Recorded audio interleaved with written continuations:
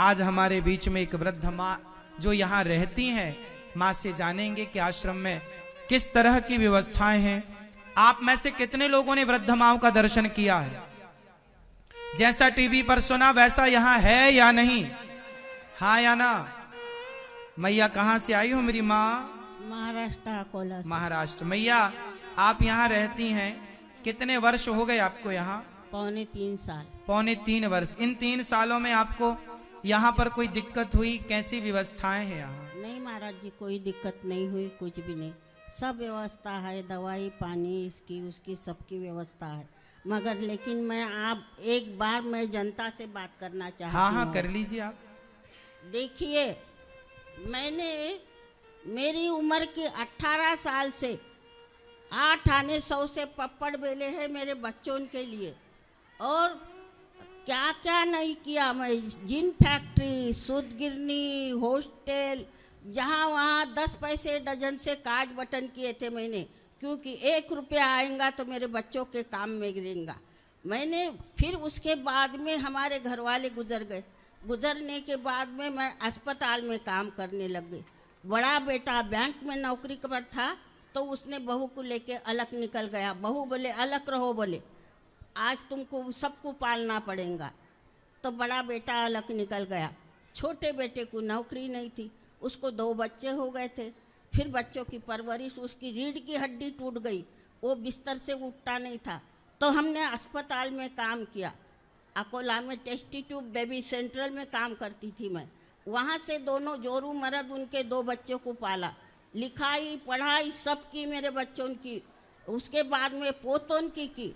पोता जब मिलिट्री में नौकरी पर लग गया, मेरी बहू बोले अब तेरी कोई ज़रूरत नहीं हमको, अब तेरी कोई ज़रूरत नहीं। अभी हमारे पास पड़ोसी लोग आते हैं, मेरे से बात करते हैं, मगर लेकिन कभी ऐसा नहीं बोलते कि तुम्हारा बेटा ये बोल रहा था, कि तुम्हारे बेटे ने वैसा बोला, कभी नहीं। अब मैं यहाँ भी आई हूँ तो घर को बता के आई हूँ कि मैं वृंदावन जा रही हूँ, बस।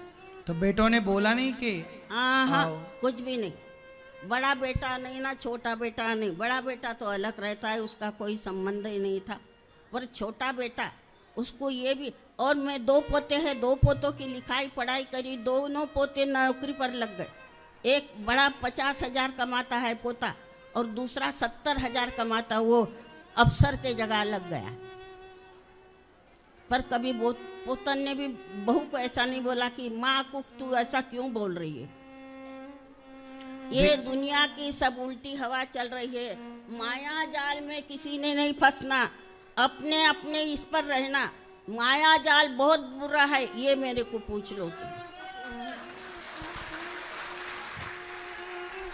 नहीं फंसना, अपने बेटे, अपनी बहू, अपनी बेटी, अपना ये अपना वो, कोई फायदा नहीं।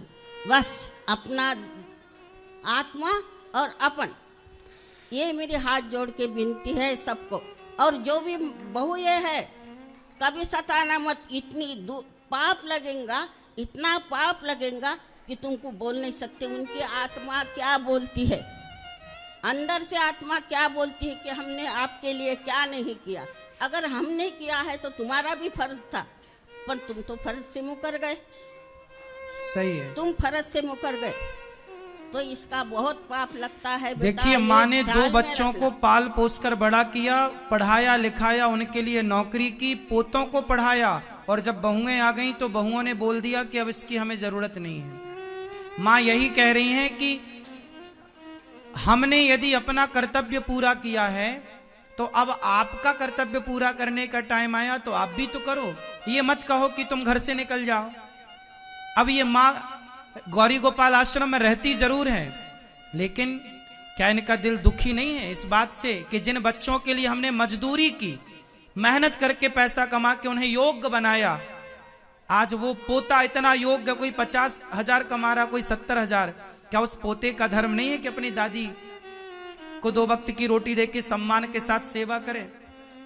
और ये मैया हमारी इतनी अच्छी माँ है, हमें तो खूब आशीर्वाद मिलता है इन माँओं का। आप लोगों को भी ये माँ आशीर्वाद देती हैं। पता नहीं ये माँ नहीं है साहब, साक्षात लक्ष्मी है, जो बेटा ने पोतों ने नहीं पहचान पाए इन माँओं को। माँ 1,00,000 गलती माफ करती है बच्चों की, हर गलती माफ करती है, पर देखो माँ का भी एक सम्मान होता है। तुम छोटे थे तो माँ को लात मारते थे, माँ की गोद में छिछी सुसु सब तो करते थे, पर बड़े होके भी माँ को अब तुम अपमानित करो तो बर्दाश्त नहीं होता ना। इसलिए अपने से बड़ों का, अपनी माँ का सम्मान करो। माँ कुछ भी बोले आप उत्तर मत दो।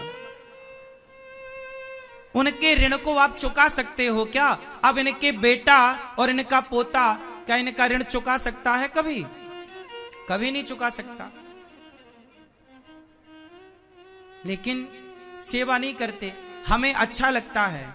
देखो ये माँ 3 साल से, पौने 3 साल से यहाँ है। मैया यहाँ आपको हमारी ओर से कोई तकलीफ हुई? कोई तकलीफ नहीं। आप यहाँ खुश हैं? हम तो बहुत खुश हैं। और यहाँ जो माताएं और हैं वो भी खुश हैं? सब खुश हैं। ये माँ यहाँ खुश हैं। अब ये माँ क्या चाहती हैं?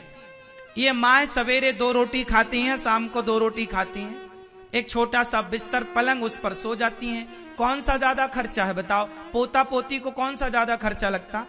बहू कौन से ज्यादा खर्चा करती माँ के लिए? अरे सवेरे शाम की 2 रोटी। माताएं केवल दुआएं देती हैं, आशीर्वाद देती हैं। हमें तो बड़ा सौभाग्य मिला, भगवान ने इस लायक बनाया कि हमें न माँ, किसी की 1 माँ होती है, किसी की 2 माँ होती हैं, हमारी तो 275 माताएं हैं और अभी 1000 माएं, और प्रत्येक भारत के गांव गांव में कोई ना कोई मेरी माँ मुझे आशीर्वाद देती। आप जितनी माँ यहाँ बैठी हो ना, सब माएं मुझे अपने पुत्र के रूप में ही देखती हैं। भारत की ना जाने कितनी लाखों करोड़ों माएं जो मुझे अपने पुत्र के रूप में स्वीकार करती हैं। इन माँओं का आशीर्वाद। मैया आप यहाँ रहती हो, आपको रहने का कोई पैसा तो नहीं लिया हमने? कुछ भी नहीं। आप यहाँ खुश हैं? बिल्कुल, बहुत खुश है। इन माँओं के लिए आपसे प्रार्थना है, आप भी अपने सहयोग के थोड़ा थोड़ा हाथ बढ़ाया करिए। इनके अपनों ने साथ भले ना दिया हो, आप और हम इनके साथी बनकर, संगी बनकर सेवा करें। आप भी इन माँओं के लिए आश्रम निर्माण में एक ईंट, एक कमरा बनवा कर आप माँओं को दे सकते हैं। एक कमरे का सहयोग अपने पिता माता के नाम से, एक कमरे की छत डलवा सकते हैं कि चलो जी हमारी ओर से छाया, ये माएँ रहेंगी, बेसहारा जरूरतमंद माएँ। या एक माँ को आप गोद ले सकते हैं, किसी एक माँ को 2 वक्त की रोटी दे सकते हैं।